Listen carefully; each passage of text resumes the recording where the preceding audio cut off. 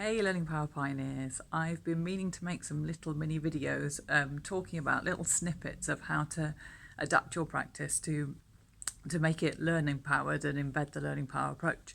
And I think the thing is, learning power is so multifaceted and there's so much going on that sometimes it's really hard to kind of get to the bottom of the kind of little tweaks that you can make to deepen learning in your classroom.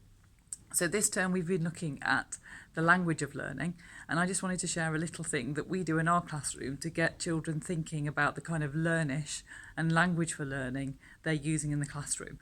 So if you read Powering Up Children, it talks about using could be and is language.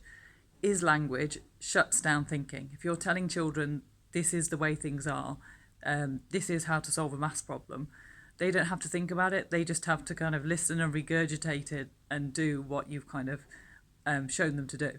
But if you're using could be language, that opens up possibilities. Is there another way you could do that? Could it be this way or could it be that way? And that opens up creativity and creative thinking, and therefore opens up children's thinking because they know there's not just one answer, there's many. So this is one way we do that in our classroom. So I'm just going to move around here to show you. Okay, so this is a morning kind of ritual that we have in our class. We have children who are line leaders. It's their responsibility to be the ones at the front of the line, modelling good kind of walking to lunch and being sensible and being calm. And we have this up here in the morning for them to look at and to work out who the line leaders could be. So the children we use think, pair, share.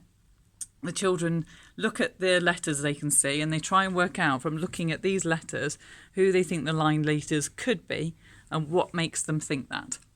So they're given some time to kind of think about who it could be and then to come up with their answers, and then they share with their partner who it could be and why. So for example, they might for this one say, well, there's only one person in our class who begins with a Z, so they're probably going to guess who it is because their name begins with a Z. But they're thinking then and they're reasoning who it might be because of that. When we have an S here, we have 4 children in our class whose names start with an S.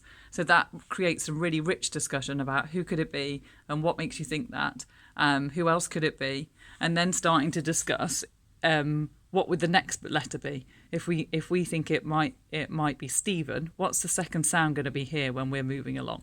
So this is just a tiny little thing we do to open up could be thinking. It helps the children hone in and notice details in their reading and writing and think carefully about different ways to use their letters. And it also means they're practicing the word and every single day, which is kind of handy.